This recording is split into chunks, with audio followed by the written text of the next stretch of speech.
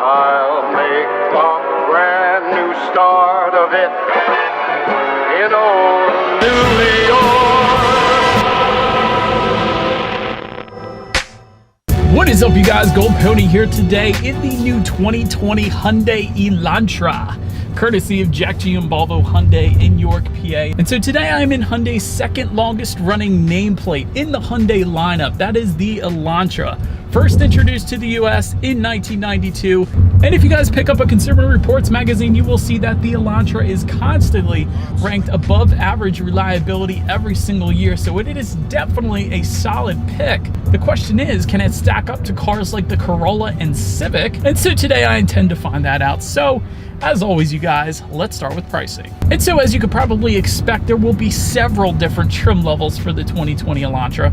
First one being the SE, starting at $18,950. SEL starts at $19,700. Value Edition at $20,600. Then there is the Eco for $21,250. Limited, which is the one we have today, that is going to start at $22,800. And lastly, there is the Sport. That one is going to start at $23,800. And so as you could probably imagine, with all of those trim levels, there are a few different engine setups to be paired up with them as well. First one being a naturally aspirated 2-liter inline 4-cylinder. This one is going to belong to the SE, SEL Value and Limited, therefore the one we have today. That one is going to put out 147 horsepower at 6,200 RPM, 132 pound-feet of torque available at 4,500 RPM. Power is sent to the front wheels for every single engine setup actually through a SmartStream IVT. What in the world is an IVT, you may be asking? Is kind of similar to a CVT, so just think of it like that basically. But altogether, MPG numbers on this first engine setup is going to come in at 30 in the city, 40 on the highway. But so then the second engine setup I'm going to go over is specific to the Eco trim level. This one is a 1.4-liter turbocharged inline 4-cylinder, putting out 128 horsepower, 156 pound-feet of torque, again sent to front wheels, but this time through a 7-speed dual clutch, giving you MPG numbers just slightly better, 33 city, 41 on the highway. And lastly, the engine setup belonging to the more powerful Sport trim level, the one comparable to the Civic Si, I guess you could say. This one is going to be a 1.6-liter turbocharged inline 4-cylinder, putting out 201 horsepower at 6,000 RPM, 195 pound-feet of torque, available at 1,500 RPM, sent to the front wheels once again through a 7-speed dual clutch, giving you a 0 to 60 time, you guys, 6.3 seconds. That is rather impressive for that car. With MPG numbers 26 in the city, 33 on the highway. Still kind of impressive given the 0 to 60 time there, so that's pretty cool. But so then before we do any kind of accelerations, which we are going to do in a second here, did want to mention there are some drive modes. Drive mode button is located just to the left of the shifter there. That's going to give you things like normal, sport, and smart, and that is going to be available for all trim levels, by the way. But so those drive modes essentially will adjust things like the shift points, the throttle response, and actually the steering sensitivity as well. So what do you say? Let's go ahead, since we're sitting at a red light waiting for a green light here, let's put it in sport driving mode. Let's go ahead and do a quick little acceleration, see how quickly we can get this new 2020 Elantra here up to speed.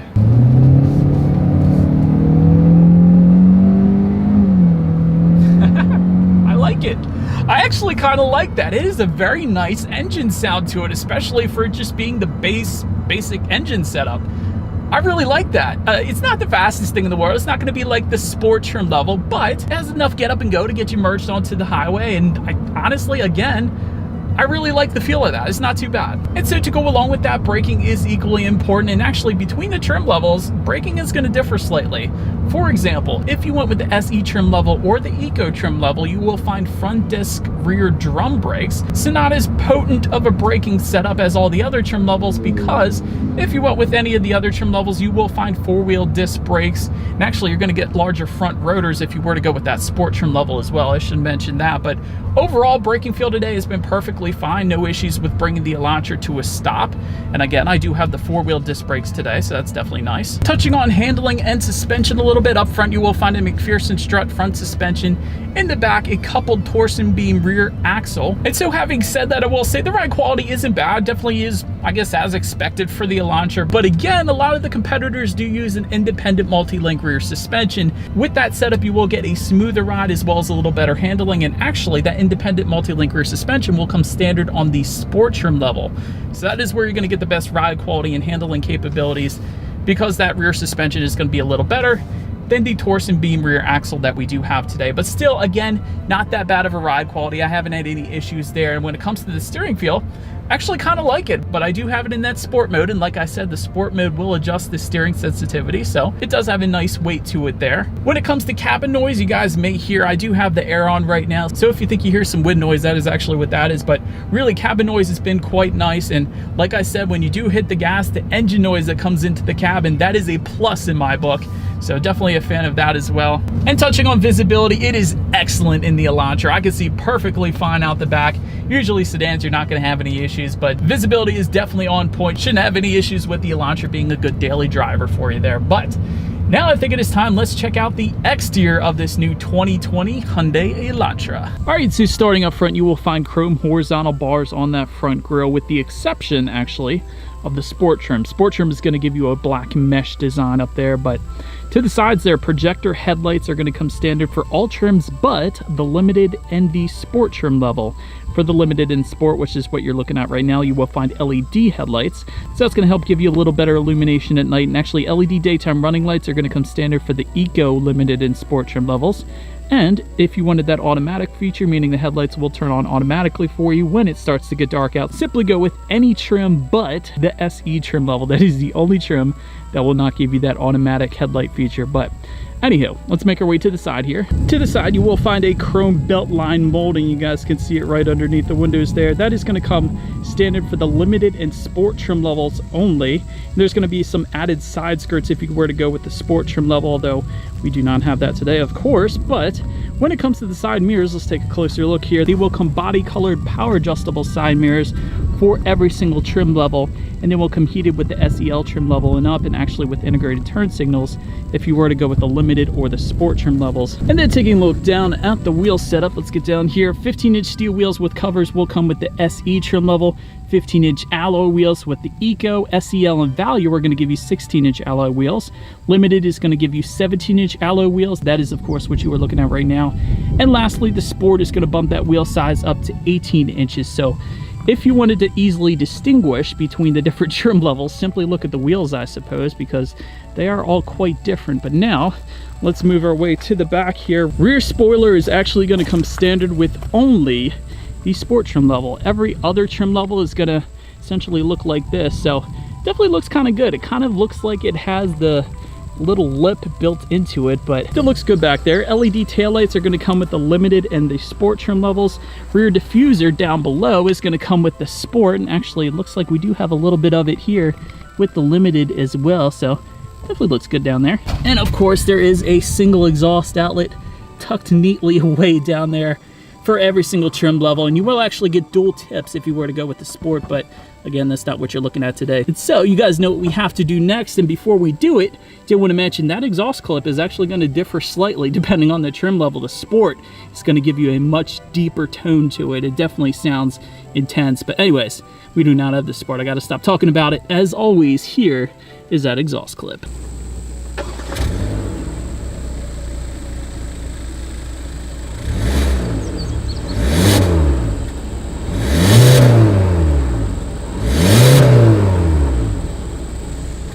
And so, but now since we are around back, to open that rear trunk, there's a couple different ways to do it. There is a button on the key fob, so that is one way. You will actually get a hands-free trunk release if you go with the Value trim level and up. And one additional way to open that rear trunk is simply press your thumb within the Hyundai logo. This is the coolest one. This is the coolest way to open the trunk. Sonata actually does this as well, but that is going to be how I am going to open up every single time, because that is kind of like a secret agent kind of way to open that up. But anyways, once opened up, cargo capacity is going to come in at 14.4 cubic feet, and there is a 60-40 split if you need a little extra space there for all trim levels, meaning those rear seats do fold down for quite a bit of extra space if you needed it. Then making your way up to the rear legroom, that is going to come in at 35.7 inches. So for reference, I'm an even 6 6 feet tall. This is how much space I have back there. Those rear passengers will also find a rear center armrest with cup holders if you went with the limited or the sport trim levels. Those are the only 2 trim levels that are going to give you that rear armrest. But either way, if you were curious if there was any rear ventilation, there is not for the rear passengers. They are simply going to have to rely on the front ventilation making its way into the rear, but still, this is a smaller vehicle, so there shouldn't be any issues there. But making our way to the front seats, cloth surfaces are going to come with the SE, SEL, Value, and Eco trim levels. If you went with the limited or sport, you will find these nice leather surfaces that we do have here today. And by the way, if you wanted heated seats, go with the Value trim level and up, and there will be a power driver's seat with power lumbar adjustments if you went with the limited that we have today. But taking a look up front then at the steering wheel, it is tilt and telescoping for all trim levels. It will come leather wrapped for the Value trim level and up, and it is all manually adjustable as expected for this type of vehicle. But now let's make our way to the startup. Let me first start by showing you guys the key here. You do have your Hyundai logo on the one side, and when you flip it over, lock, unlock, and again that button to pop the rear hatch. But it is actually a push button start with keyless entry if you go with the Value trim level and up. So therefore we do have that today. So all I am going to do is simply put my foot on the brake and press that engine start button, which is located just by the driver's right knee. Once started up, tachometer is on your left, speedometer is on your right. There is a small digital display front and center. One of the cool things about these gauges is there is kind of a checkered pattern within both the tachometer and speedometer. I remember seeing that in the Elantra Sport I previously reviewed as well. Definitely a more aggressive look to it. I do like that look. And actually, to control what is on the digital display, as always, there are steering wheel mounted controls on the right side there, giving you a ton of different things like how many miles you have left until you hit empty, which apparently is 419 miles. That is a ton of miles until we hit empty. It's definitely pretty impressive there. Outside temperature, as well as a digital speedometer. It's probably what I would leave it on. You can also check out your safety information up there when you need your next oil change, some radio information, Bluetooth. Definitely a ton of stuff you could check out up there. But touching on overall interior quality, dual zone climate control comes standard for all trim levels. Power sunroof is going to come with the Value Sport and is going to be optional on the limited. We do have that option today, so that's definitely nice as well. Wireless charging pad is going to come standard on the limited. Homelink controls, once again with the limited, that's going to be up to 3 different garage doors found on the rear view mirror there. Dual USB charging ports for the Eco trim level and up. And overall, I gotta say, I am definitely a fan of this interior. Of course, you got the leather seats. I like that, but everything ties together very well. Like there's an aluminum trim that ties together on the doors, onto the door handle, and then it kind of just keeps on going just above the glove box there. So it's like a continuous aluminum trim line that goes throughout the vehicle. Also like the two-tone interior that is specific to the car I guess we have today, but that's always nice. Definitely a fan of that. But now let's get to one of the best parts of Hyundai. Hyundai does their tech and infotainment system so well. There's a 5-inch touchscreen display with the SE. That one's okay, but every single other trim level is going to give you a 7-inch color touchscreen display. There is actually an 8-inch color touchscreen display that's optional on the limited and the sport trim levels. That one's going to come with factory navigation, but honestly, in this day and age, you don't need factory navigation. Here's why. If you have a smartphone, at least, you don't need it because you will get Bluetooth and audio streaming for all trim levels. But if you go with the SEL trim level and up, you will also get Android Auto and Apple CarPlay.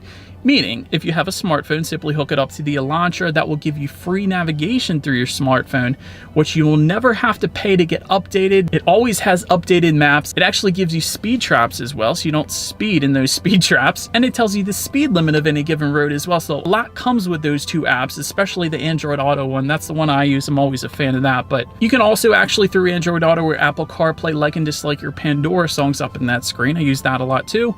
You can check out your MPG numbers up there and also, of course, your radio settings. And by the way, when it comes to the sound system, you will find 6 speakers for all trim levels, but the limited. The limited trim level that we have today will give you an 8-speaker Infinity Premium sound system, which is, by the way, optional on the Sport. But you guys know what we have to do. Let's go ahead and turn on the radio here, see what we got planned, and let's test out the clarity of this one. Gotta admit, the clarity is on point in this sound system. I don't know if it's the song, but definitely the Infinity sound system. Very nice clarity. Bass is nice as well, although you probably didn't hear it there. But before I played this clip, the bass is definitely quite nice, but the clarity is probably what impressed me the most on that Infinity sound system there. But so anyways, last thing on the tech display I wanted to mention is when you do put the Elantra in reverse, you will find a rear view camera with dynamic grid lines, for every single trim level, letting you know who or what is behind you, which is always going to lead me into safety. And so when it comes to safety, first thing I wanted to mention is the Hyundai Elantra has been named an IIHS Top Safety Pick Plus, which is the highest rating by that organization. So that is definitely a plus to start with. Front, side, and side curtain airbags will come standard, as well as a driver's knee airbag up front.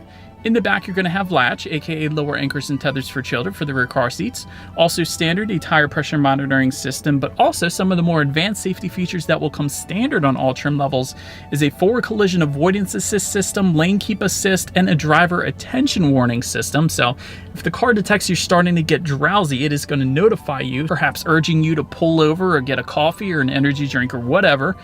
SEL trim level and up is also going to add a blind spot warning system with rear cross traffic alert. Blind spot warning, of course, being the little cars in the side mirrors there, so you don't go merging onto anybody on the highway. So that is definitely always nice as well. But so anyways, that is about it for this one, you guys. Thank you so much for watching. Feel free to follow me on social media at the bottom of the screen there. Be sure to hit the subscribe button and the bell button if you enjoy car reviews. That is what this channel is about. And I will see you guys in the next video. Stay gold.